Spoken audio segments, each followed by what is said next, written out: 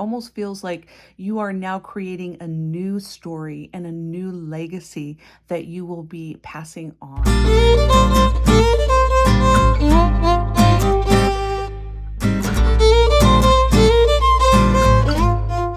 Hi, Sagittarius. Welcome to your July bonus reading. All right, let's get started. So, Sagittarius, now that we are in July, what's really interesting is it feels like with this Hermit card that you really are going inward. And you really are sort of doing some reevaluations around things that are going on for you. And it feels like this is your time to really have some quiet time and some alone time to really tap in. That's the energy here. Yes. And then we have the Eight of Swords. So it feels like something is really kind of tangling you up. It does feel like you really are in your head about something. This could be a situation. This could be a family matter. This is something I feel, but it really is in your head and it does feel kind of overwhelming. And so this downtime will really allow you to work through this. Whatever this Eight of Swords energy is, it does feel like it really weighs on you. And then after that, we have the Ten of Wands. So again, it feels like you're holding on to something. This feels like it could be someone else's energy that really is sort of dragging you down a bit. And this is a really good time to sort of ask the universe to release these burdens. See, he's holding those staffs on his back, and it really is time to release some of that and only take the load that you want to carry that's yours and let go of other people's burdens. All right. And then as we finish the month, we have the Hierophant. So it does feel like you do indeed come to some real spiritual epiphanies this month. And you really are kind of looking upward and really looking at the divine ultimately. So this feels like it sort of brought you to this place. This also could involve a Taurus. So it could be that a Taurus energy is helping you with this sort of feeling of lightening up and releasing some of that intensity. All right. But let's get a few more cards from Spirit. Spirit, please help us with Sagittarius for July, please.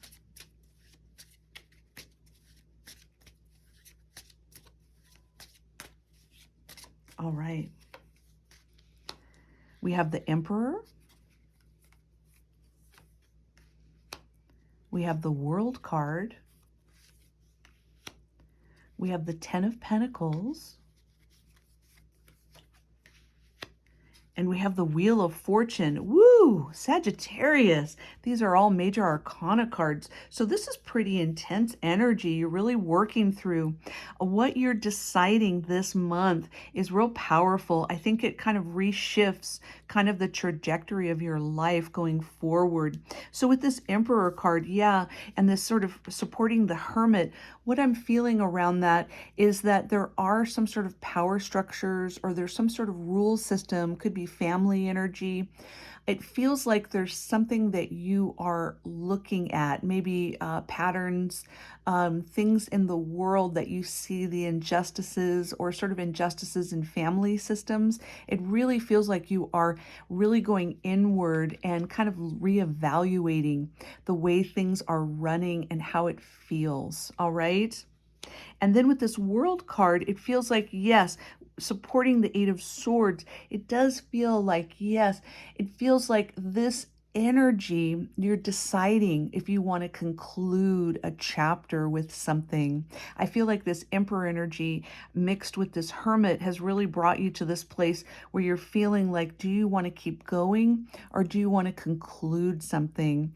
And this may involve traveling. This may involve going somewhere and really going inward and reevaluating, kind of not feeling stuck and really working through it spiritually.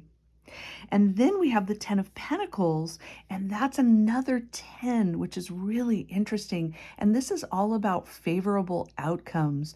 So this does feel like financially things are really moving in your favor.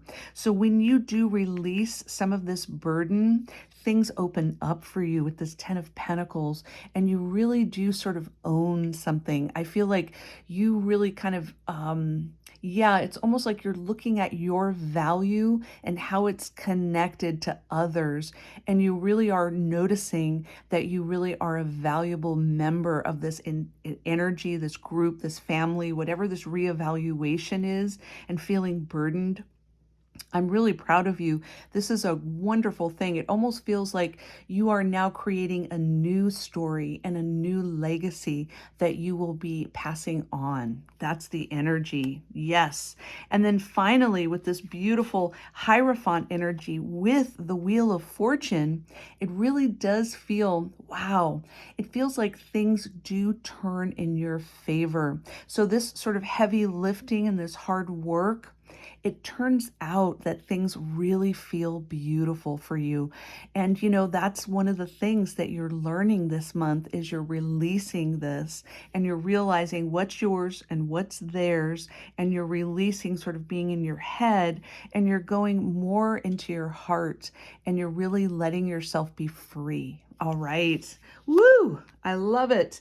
And let's get an overriding message. Spirit, what's Sagittarius's overriding message this month?